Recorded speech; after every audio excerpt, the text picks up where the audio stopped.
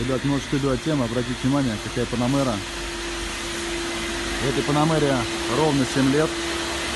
Но фишка заключается вся в том, что это автомобиль нашего прекрасного главы Чеченской Республики.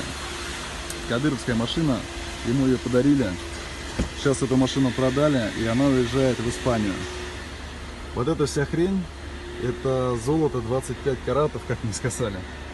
Просто, блядь, обратите на это внимание, ребят.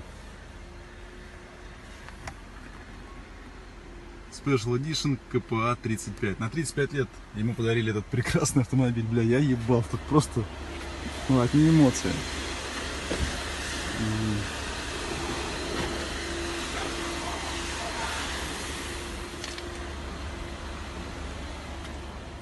Бля, не знаю, передаст камера это или нет, но, блядь, это реально надо видеть живую, блядь.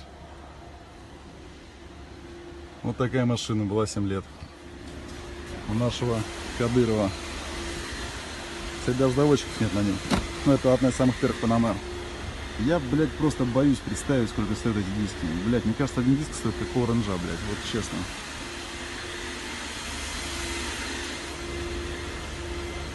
Просто красота.